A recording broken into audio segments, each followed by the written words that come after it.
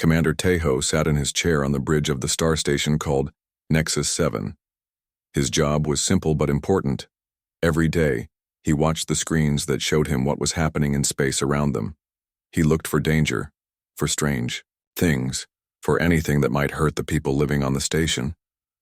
For 300 years, his people had been listening to the humans. The blue and green planet called Earth never stopped making noise.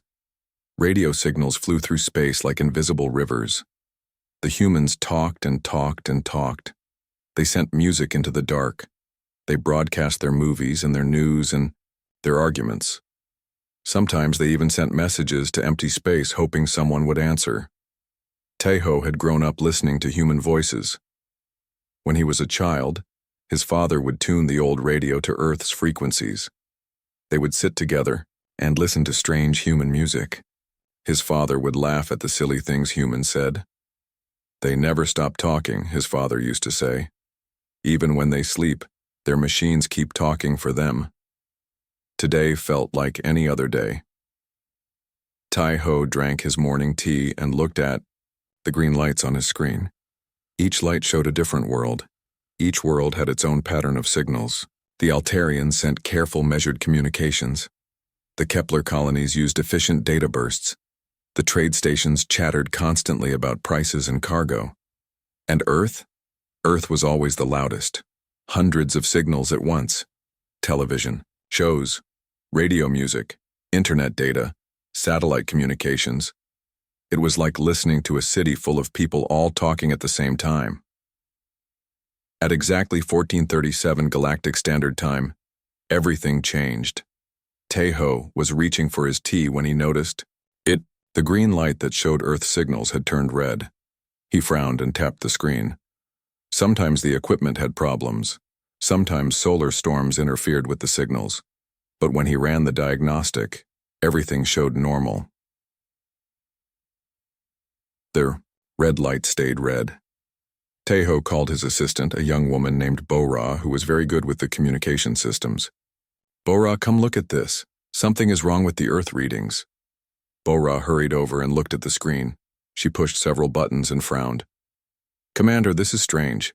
The equipment is working fine, but I'm not getting any signals from Earth at all. What do you mean, no signals? I mean nothing. No radio, no television, no internet data, no satellite communications, nothing. Bora's voice sounded worried. It's like the entire planet just stopped talking. Tejo felt a cold feeling in his stomach. In 300 years of monitoring, Earth had never been quiet, not even for a few minutes. The humans had fought wars while still broadcasting their music. They had suffered natural disasters and kept their communication satellites running. When their moon had been hit by a large asteroid 50 years ago, they had broadcast the entire event live to the galaxy. Run a full system check, Tejo ordered. Check everything twice. For the next hour, Bora tested every piece of equipment on the station. She checked the big dish antennas that pointed toward Earth. She tested the computers that decoded the signals. She even checked the power systems to make sure everything was getting enough electricity. Everything worked perfectly. The problem was not with their equipment. The problem was that Earth had gone completely silent. Dr. Nari arrived at the communication center an hour later. She was the station's expert on alien life forms, including humans. She had studied human behavior for 30 years. She had written books about human culture and human psychology.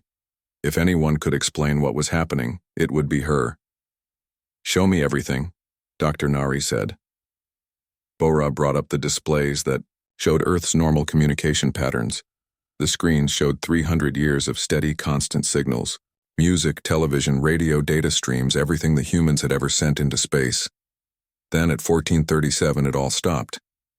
The line on the screen went flat, like the heartbeat of someone who had died. Dr. Nari stared at the screen for a long time. Her face grew pale. This is impossible, she whispered. What do you mean? Tejo asked.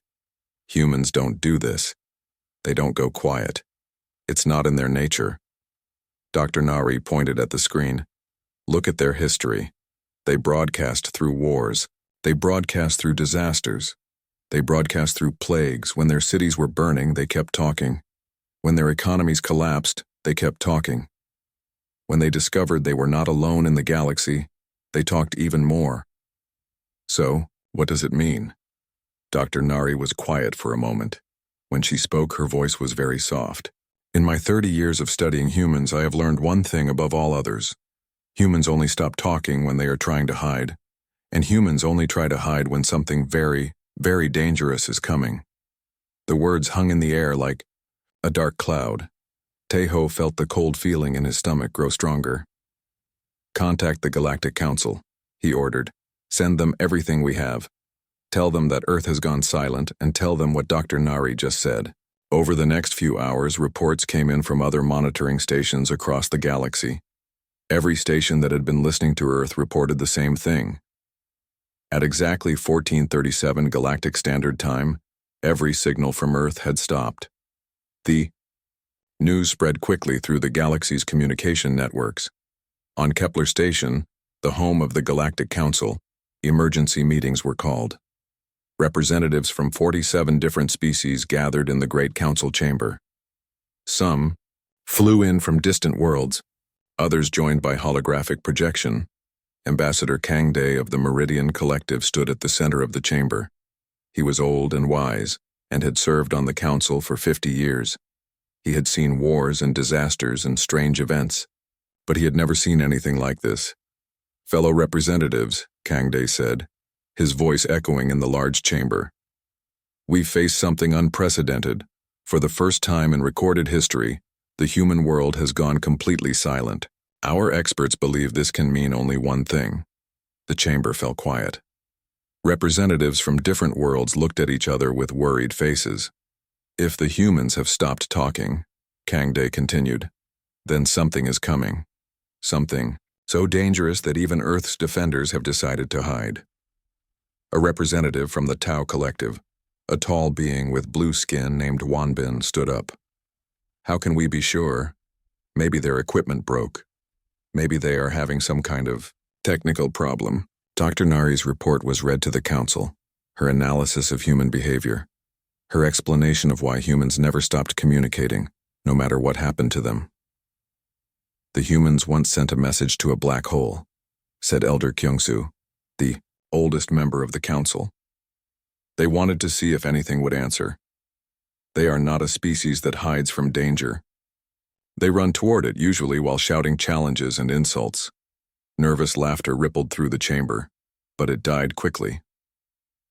"If they have gone silent," Kyungsu continued, "then they are protecting something. They are protecting us." As the day wore on, more reports came in. Other species had noticed strange things. Ships had seen unusual energy readings in the outer systems. Deep space monitors had detected gravitational anomalies. Radio telescopes had picked up signals that didn't match any known technology. Piece by piece, a picture began to form. Something was moving through the galaxy. Something large and powerful. Something that had made the humans decide to go quiet for the first time in 3 centuries. That night, as Tejo sat alone on the bridge of Nexus 7, he looked at the red light that marked Earth's silence. He thought about all the human voices he had grown up hearing, the music and laughter and arguments and dreams. All of it was gone now, replaced by an emptiness that felt like death. But somewhere in that silence he knew the humans were still there. They were waiting, they were planning, and they were protecting a galaxy that had never fully accepted them. The day Earth went quiet was the day the galaxy realized that extinction might be approaching, and for the first time in anyone's memory, everyone was afraid. 3 days had passed since Earth went silent, and Captain Hyunwoo could not sleep. He stood on the bridge of his ship, the Whispered Promise, and watched the stars. His ship was one of 6 that had been sent to investigate what was happening in the human solar system. The Whispered Promise was a stealth ship, built for spying and secret missions. It could move through space without being detected by most sensors. The hull was covered in special material that absorbed radar signals. The engines ran so quietly that even sensitive listening equipment could barely hear them. Hyunwoo had been chosen to lead this mission because he had dealt with humans before. 10 years ago, he had been part of a trade delegation to Earth. He had spent 3 months there, learning about human culture and human ways of thinking. He had even learned to speak their language, though his accent was still terrible. The humans had been kind to him during that visit. They had shown him their cities and their museums. They had shared their food and their music. But they had also shown him their weapons, not to threaten him, but to make sure he understood something important. Humans did not surrender easily. "Sir," said Specialist Bora, who was working at the communication station, "we're approaching the edge of the Sol system. Should I try to make contact?" Hyunwoo shook his head.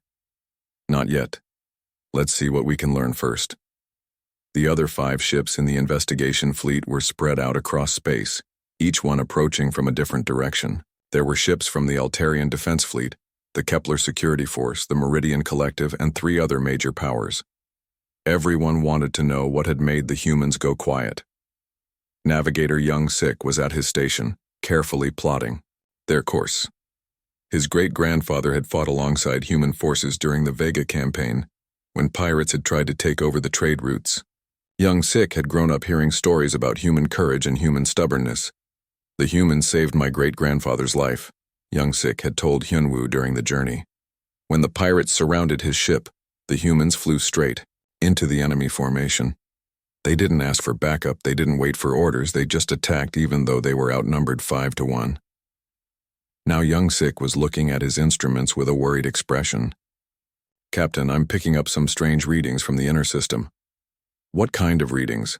"Energy signatures, big ones, and they're coming from Earth and its moon." Hyunwoo moved to look at the display. The screen showed a map of the Sol system with bright dots marking the locations of planets and space stations. Earth was glowing much brighter than usual. So was the moon. "Are they building something?" Hyunwoo asked. "I think so, but I can't tell what it is from this distance." The whispered promise moved deeper into the system, staying hidden behind asteroids and space debris. The other investigation ships were doing the same thing, all of them being very careful not to be detected. Humans had a reputation for being trigger-happy when uninvited guests showed up in their system. The last time alien ships had approached Earth without permission, the humans had somehow turned their moon into a weapon. Nobody wanted to find out what new surprises the humans had prepared. As they got closer, the sensors began picking up more details. There were definitely construction projects happening on Earth's surface. Huge geometric patterns were visible from space. Cities were being changed, rebuilt into new shapes. The polar ice caps showed signs of massive excavation. "This is incredible," whispered Dr. Ji-hoon, the fleet's expert on ancient alien technology. He was studying the sensor readings with fascination and growing alarm. "These patterns, I've seen them before." "Where?" Hyunwoo asked. "On dead worlds. Planets that were destroyed long ago out on the galaxy's edge. Worlds that were consumed." A chill ran through the bridge. Everyone knew about the dead worlds on the galaxy's edge. Entire civilizations that had vanished without explanation, leaving only empty planets and strange geometric scars on the surface. "Are you saying the humans are building the same things?" Dr. Ji-hoon nodded slowly. "The patterns are identical, but that's impossible.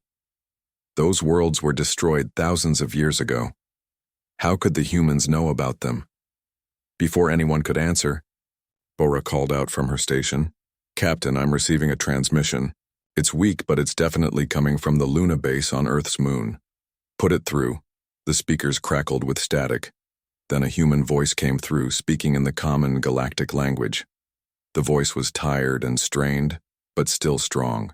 "Unknown vessels at system edge. This is Admiral So Young of the Terra Defense Corps. I don't know who you are or why you're here, but I'm going to give you some advice. Turn around. Leave this system.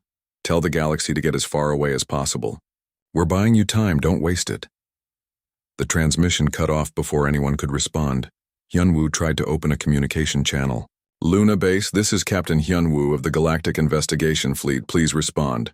We're here to help." Silence. "Luna Base, please respond. We need to know what's happening." More silence. Young Sik looked up from his instruments. Captain, I'm detecting movement near Jupiter. Something big is coming toward the inner system. On the main screen, a new contact appeared. It was moving fast, much faster than any ship should be able to travel through space. As it got closer, the sensors began to make out details. It was not a ship, it was something else entirely. Dear ancestors, whispered Dr. Jihoon, it's one of them. It's a devourer. The thing on the screen was huge, larger than most space stations. Its shape was wrong somehow, like it had been designed by something that didn't understand how normal ships were supposed to look. Parts of it seemed to shift and change as they watched. How do you know what it is? Hyunwoo asked. The archives, ancient records from the dead worlds. Ships like this were seen just before the civilizations disappeared. They called them devourers because they consumed everything. Planets, moons, entire solar systems. Bora was frantically working at her station, trying to get more information about the approaching object. Captain, this thing is massive. It's almost the size of Earth's moon, and it's not alone. More contacts appeared on the screen. Dozens of them, all moving toward Earth from different directions. The Devourer fleet was huge, larger than any military force the galaxy had ever seen. Now I understand, Dr. Jihoon said quietly. The humans didn't go quiet to hide from us. They went quiet to hide from them. They've been tracking this fleet, watching it approach. And they've been preparing. Hyunwoo stared at the screen, watching. The Devourer ships moved closer to Earth. The humans were outnumbered at least 50-1. Their planet was completely surrounded. They had no hope of escape, no chance of victory, but they were still there, still fighting, still building whatever weapons they thought might work against an enemy that had destroyed civilizations for thousands of years. Get me a secure channel to the other investigation ships, Hyunwoo ordered. We need to coordinate our observations. The galaxy needs to know everything about what happens here. Over the next few hours, the investigation fleet watched in amazement as more details became clear. The humans had been busy during their 3 days of silence. Every major city on Earth had been transformed into some kind of fortress. The space stations around the planet had been modified with new weapons and shields. Most surprising of all, the humans seemed to be using technology that nobody had ever seen before. Energy readings showed power levels that should have been impossible for such a young civilization. Where did they get this technology? Young-sik wondered. Dr. Jihoon had been studying the ancient archives all day, comparing what they were seeing with records from the dead worlds. I think they figured it out themselves, he said. Look at these patterns.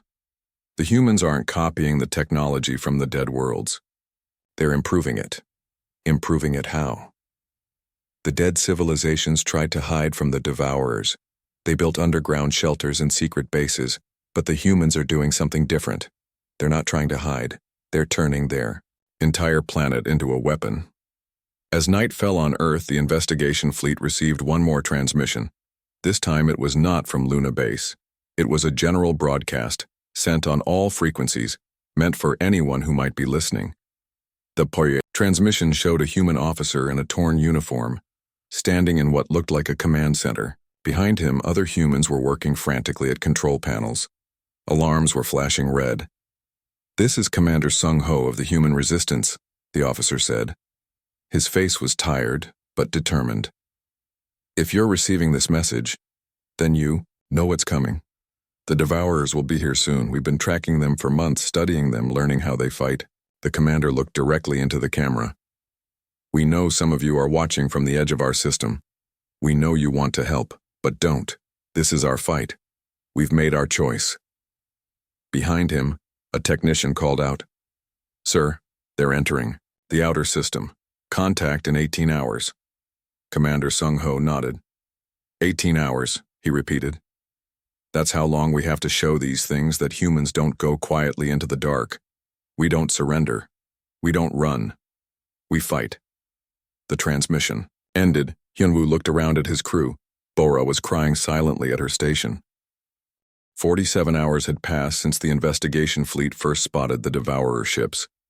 The alien vessels moved through space like dark shadows, getting closer to Earth with each passing minute. Captain Hyunwoo had not left his bridge during that time. None of his crew had slept. They were not the only ones watching. Ships from across the galaxy had arrived at the edge of the Sol system. Military vessels, research ships, news broadcasters, even private citizens who had come to witness what might be humanity's final battle. But they all kept their distance. Everyone remembered what happened to uninvited guests in human space. Cryptographer Minnie was working at a special station that had been set up to monitor human communications. She had been trying for hours to break through the communication blackout that Earth had maintained. The humans had gone completely silent to the rest of the galaxy, but Minnie was hoping they might still be talking to each other. "Captain," Minnie called out suddenly. "I'm detecting a data burst from Earth's surface. It's heavily encrypted, but it's definitely human. Can you decode it?" Minnie's fingers flew over her keyboard. She was one of the best code breakers in the galaxy, trained in dozens of different encryption systems. But human codes were always tricky. Humans had a talent for making their communications almost impossible to understand, even when they weren't trying to hide anything. "Give me some time," she said. "This is complex." While Minnie worked, the rest of the fleet watched the approaching Devourer ships. There were more of them now, at least 100 large vessels and countless smaller ones. They moved in formation, like a pack of hunters surrounding their prey. Dr. Ji-hoon was studying the enemy ships through long-range sensors. "These things are ancient," he reported. "Some of them show battle damage from fights that happened thousands of years ago. They've been doing this for a very long time." Navigator Young-sik was tracking the movement of both fleets. "The Devourers will reach Earth's orbital space in about 6 hours. The humans are not moving to intercept them. They're staying close to their planet." "Smart," said Specialist Bora. "The humans know they can't win a battle in open space. They're going to make the enemy come to them." Hours passed. The tension on the bridge was so thick it could be cut with a knife. Everyone knew they were about to witness something unprecedented. The Devourers had consumed hundreds of worlds over thousands of years. No civilization had ever successfully fought them off, but no civilization had ever been quite like humanity either. "I've got it," Minnie suddenly shouted. "The encryption is broken. The data burst is decoded." "Put it on the main screen," Hyun-woo ordered. What appeared on the screen made everyone gasp. It was a holographic message from a human officer standing in what looked like an underground command center. The walls were lined with screens showing tactical displays and weapon readouts. Other humans could be seen working frantically at control stations. The officer wore the uniform of the Human Defense Corps, but it was torn and dirty. His face was streaked with sweat and exhaustion, but his eyes burned with determination. "This is Commander Sung-ho of the Human Resistance," he began. "If you're receiving this message, then our encryption worked and you're probably wondering what the hell we think we're doing." The commander turned to point at one of the tactical displays behind him. It showed a 3-dimensional map of the Devourer fleet with detailed information about each ship. "We've been tracking these things for 8 months, Sung-ho continued. "Ever since our deep space monitors picked up gravitational anomalies near the Vega system. We knew something was coming long before they entered our local space." The display changed to show historical records, images of dead worlds, destroyed civilizations, ancient battle sites. We studied everything we could find about previous Devourer attacks. We analyzed the wreckage on dead worlds. We decoded fragments of ancient transmissions. We learned how these things fight, how they consume planets, how they've stayed undefeated for so long. Commander Sung-ho's expression grew grim. Every civilization they faced made the same mistake. They tried to run. They tried to hide. They tried to negotiate. They tried to evacuate their people to other worlds. The display showed tactical simulations of previous battles. Every simulation showed the same result: total defeat for the defending forces. "We're not going to make those mistakes," Sung-ho said. "We're not running. We're not hiding. We're not evacuating. We're going to do what humans do best. We're going to fight dirty." The tactical display changed to show Earth and its surrounding space, but it didn't look like the Earth that the investigation fleet remembered. The planet was covered in geometric patterns that glowed with energy. The moon had been transformed into something that looked more like a weapons platform than a natural satellite. "For the past 8 months, while you were all living your normal lives, we've been converting our entire planet into the biggest weapon system ever built. Sung-ho explained. Every city, every military base, every piece of infrastructure has been modified for one purpose: to make these bastards pay for what they've done to the galaxy. Engineer Da-eun appeared beside Sung-ho. She was a small woman with grease-stained coveralls and tired eyes. But when she spoke, her voice carried the confidence of someone who knew exactly what she was doing. "We've turned our tectonic plates into launch platforms," she said. "Our ocean floors are now missile bases. Our atmosphere has been weaponized with defensive particles. Our magnetic field has been converted into a planetary shield generator." She gestured toward another display that showed the internal structure of Earth. It looked like someone had rebuilt the entire planet from the inside out. "We've installed fusion reactors at strategic points around the globe," Da-eun continued. "If we need to, we can overload them and turn the whole planet into a bomb. Not a small bomb, a planet-sized bomb." Commander Sung-ho stepped forward again. "We know what you're thinking. You're thinking this is suicide.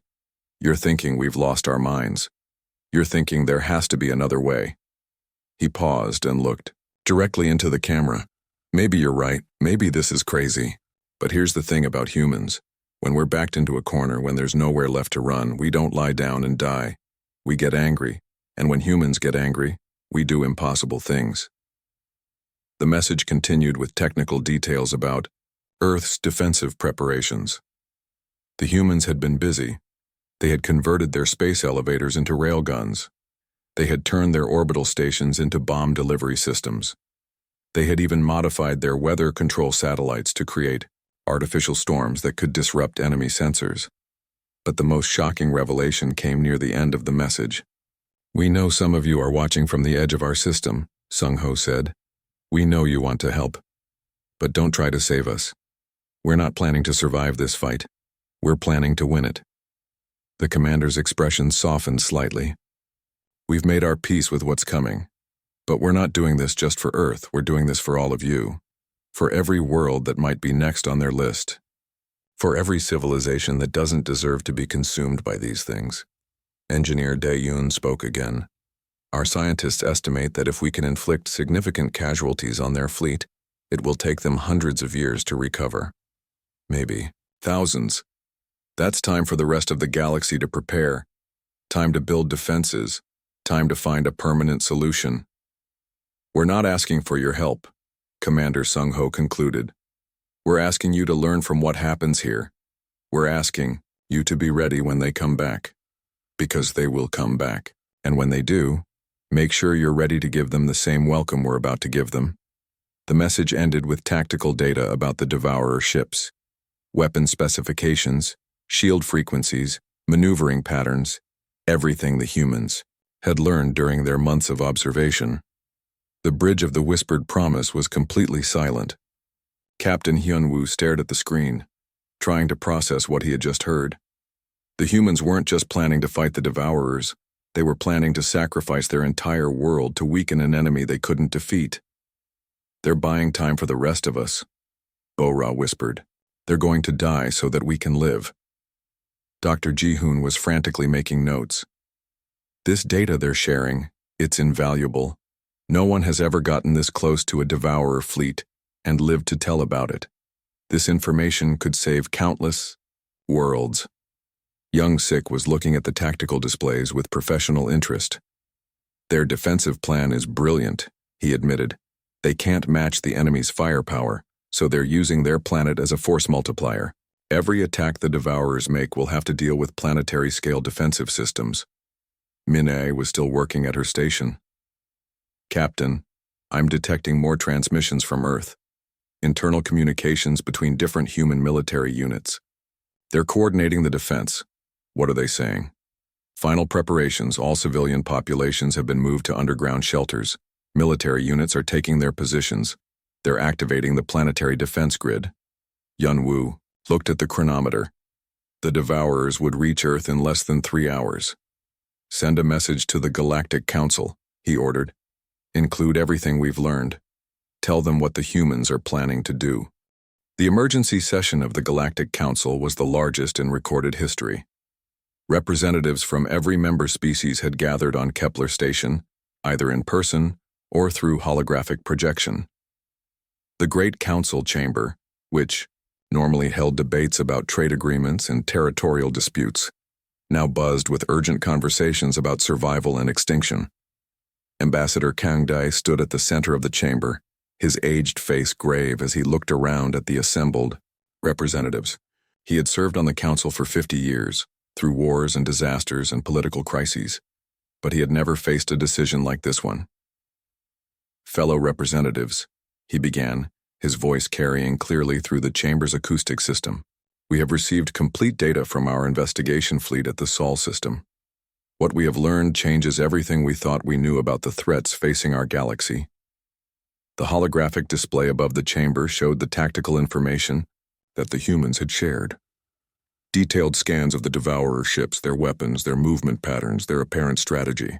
The data was more complete than anything the galaxy had ever possessed about these ancient destroyers. The humans have been tracking this enemy fleet for 8 months, Kang Dai continued. They have studied the Devourer's methods, analyzed their technology, and prepared a defense. But they are not fighting for victory. They are fighting to damage the enemy so badly that the rest of us will have time to prepare for the next attack. Senator Wanbin of the Tau Collective rose from his seat.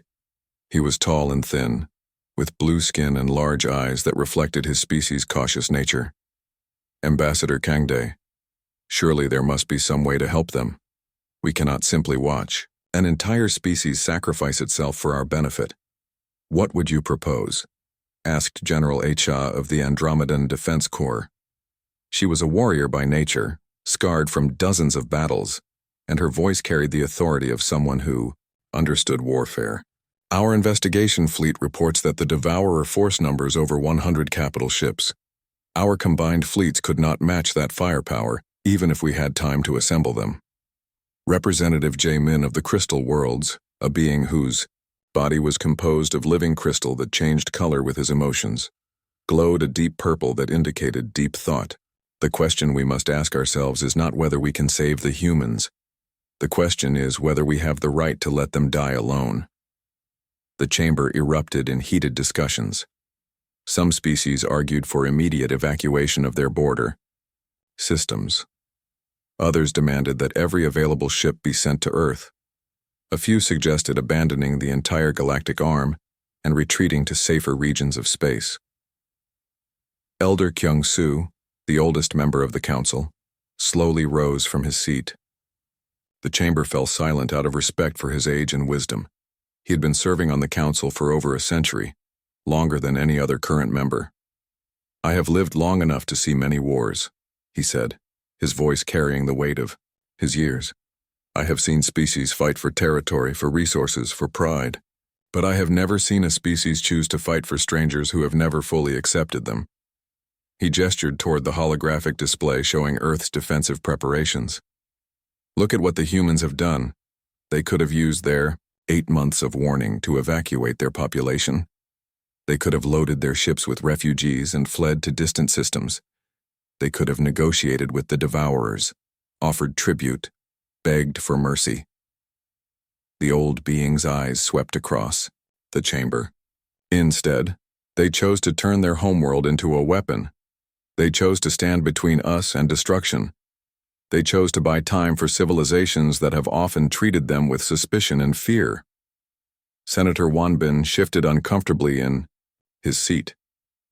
It was true that many species had viewed humanity with wariness. The humans were unpredictable, aggressive, and had an annoying habit of ignoring galactic law when it didn't suit them. But they had also proven to be valuable allies when the galaxy faced external threats. The humans have flaws, Elder Kyung-soo continued. They are loud, stubborn, and sometimes violent. But they have one quality that we seem to have forgotten. They are willing to sacrifice everything to protect others, even others who have never shown them kindness. General HFY stood up. Elder Kyung-soo speaks the truth. During the Vega campaign, human forces saved my fleet when we were outnumbered and surrounded. They flew straight into enemy fire without hesitation. When I asked their commander why, he said it was because we were allies. Not friends, not family, just allies, but for humans that was enough. Dr. Nari's voice came through the communication system from Nexus 7 station. Council members, I have studied human behavior for 30 years.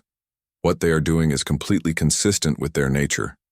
When faced with a threat they cannot defeat, humans do not despair. They become more determined. They find a way to hurt their enemy, even if it costs them everything. Representative Myung of the Kepler colonies, a small humanoid species with silver skin, spoke quietly.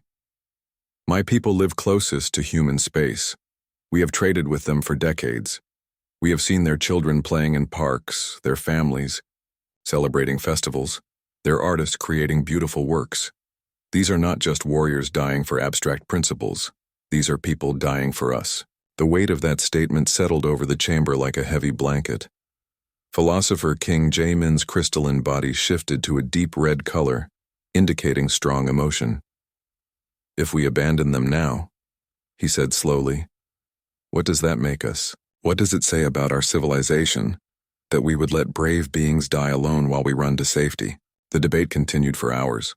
Some argued that sending aid to Earth would be suicide. Others countered that hiding while others died was cowardice.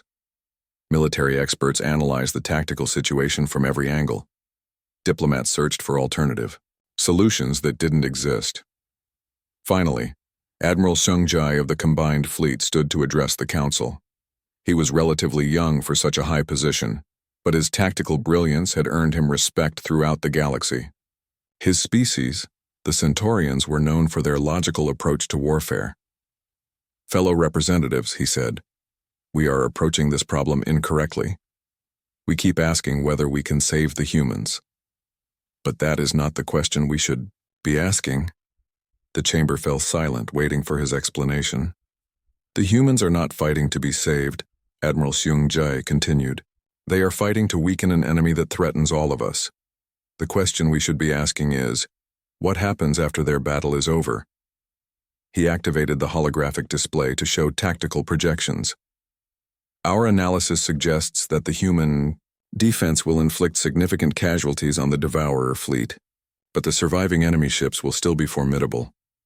When they emerge from the Sol system wounded and angry, where will they go next? The implications were clear. The Devourers would need to recover from their battle with humanity. They would need new resources, new energy, new prey, and the closest inhabited systems would be the first targets.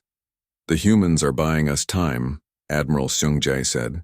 Time to prepare, time to coordinate, time to show these ancient destroyers that the galaxy has changed since their last great harvest.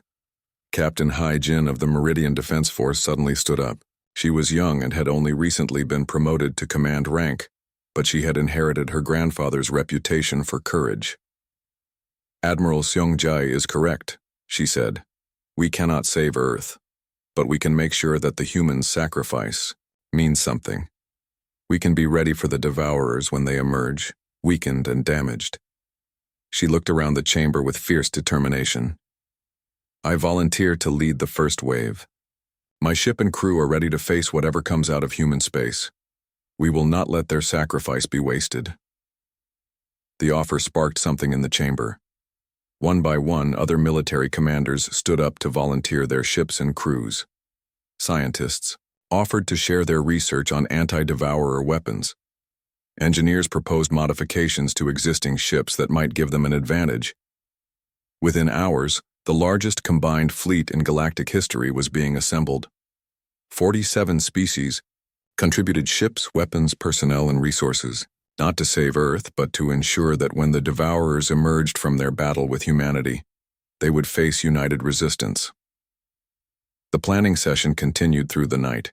Fleet positions were assigned. Communication protocols were established. Supply lines were organized. Scientists shared theoretical weapons that had never been tested. Engineers designed new ship configurations optimized for fighting Devourers. But beneath all the technical discussions, everyone understood the emotional weight of what was happening. For the first time in galactic history, all the major species were working together toward a common goal, and they were doing it to honor the sacrifice of a species that many of them had never fully trusted. As dawn broke over Kepler Station, the final plans were approved. The combined fleet would take position at a safe distance from the Sol system, waiting for the battle to end.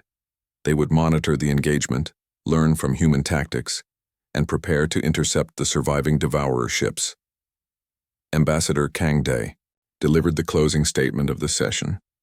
Today we have learned something about ourselves. The battle began at 11:47 Galactic Standard Time on what history would remember as the Day of Defiance. Captain Hyun-woo stood on the bridge of the Whispered Promise, watching his instruments with growing amazement. Every sensor on his ship was screaming warnings about the massive energy signatures erupting from the Sol system. The readings were so intense that his equipment could barely process them. "I've never seen anything like this," whispered Science Officer Jian-woo, staring at his displays in wonder and horror. "The energy output from Earth is off the charts. It's like they've turned their entire planet into a power source." The battle had started when the first Devourer ships entered Earth's orbital space. The investigation fleet, positioned safely at the system's edge, watched through long-range sensors as the ancient destroyers moved in their characteristic formation, surrounding their prey like a pack of hunters. But the humans had been ready. The moment the enemy ships crossed into Earth's defensive perimeter, the planet itself seemed to come alive. Massive energy beams erupted from the geometric patterns on the surface, striking the Devourer vessels with precision that defied belief. The moon, transformed into a weapons platform, added its firepower to the defense. "Look at that," said Navigator Young-sik, pointing at the tactical display. "The humans aren't just shooting at the enemy ships, they're predicting where they're going to be." It was true. The human weapons weren't aiming at where the Devourer ships were, but where they would be several seconds in the future. Somehow the defenders had learned to anticipate their enemies' movements with incredible accuracy. Dr. Ji-hoon was frantically taking notes, trying to understand what he was seeing. "This is impossible. The Devourers have been using the same tactical patterns for thousands of years. How could the humans have figured them out in just 8 months?" The answer came from cryptographer Min Ai, who had been monitoring human communications throughout the battle. "They've been studying ancient battle records," she reported. "Every engagement the Devourers have ever fought. They found patterns that nobody else noticed. On the main screen, the battle raged with an intensity that shook space itself. The Devourer ships, each one larger than a city, pressed their attack with the confidence of predators who had never known defeat. But for the first time in millennia, they were meeting resistance that seemed to anticipate their every move. When the Devourers tried to overwhelm Earth's defenses with mass bombardment, the planet's atmosphere itself fought back. The humans had weaponized their air, filling it with particles that disrupted energy weapons and confused targeting systems. Enemy beams that should have devastated the surface instead scattered harmlessly across the sky. When the attackers attempted to land ground forces on Earth's continents, they discovered that the humans had prepared surprises there too. The tectonic plates had been turned into launch platforms, sending massive projectiles into the enemy formations. The oceans themselves had become weapons, with underwater installations firing missiles from hidden bases on the sea floor. "They're using their entire world as a weapon," Jian-woo said in amazement.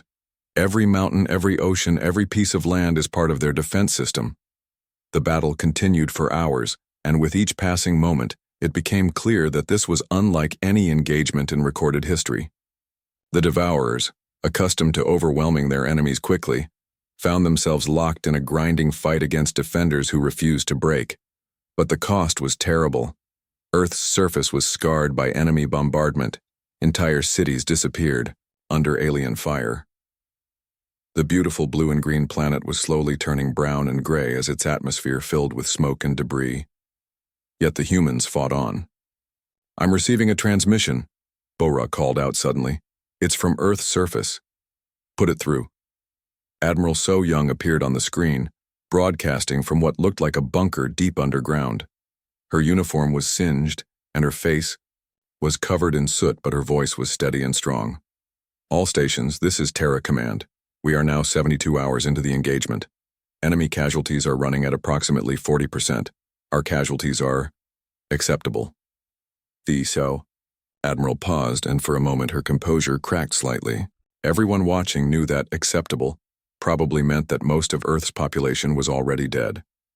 We are initiating Phase 3 of the defense plan, So Young continued.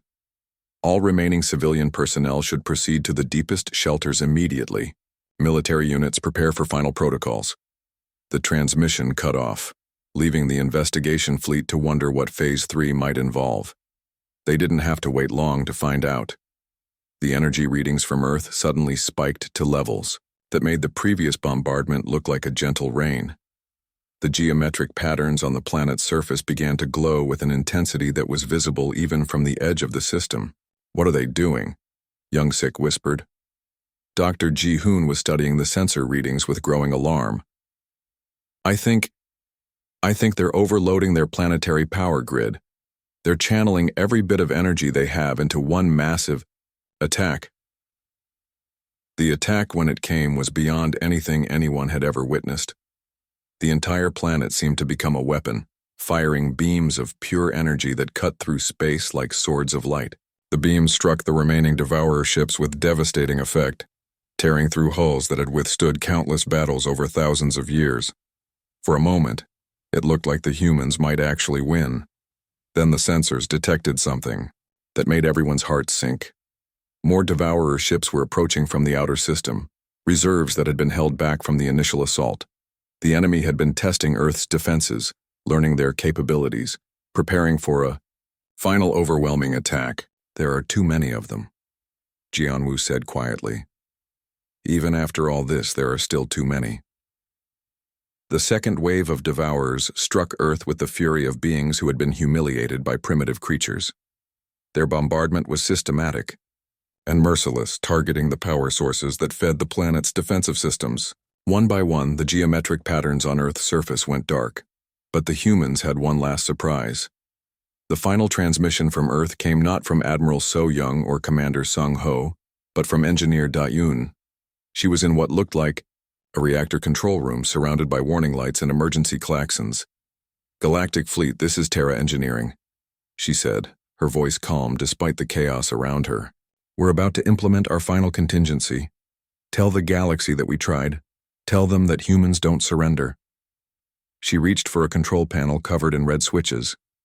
"Tell them that we gave everything we had, and tell them to be ready, because these bastards are about to have a very bad day." Daeun threw the switches. The explosion that followed was visible from 3 star systems away. Earth's surface erupted in a chain of fusion detonations as every power reactor on the planet overloaded simultaneously.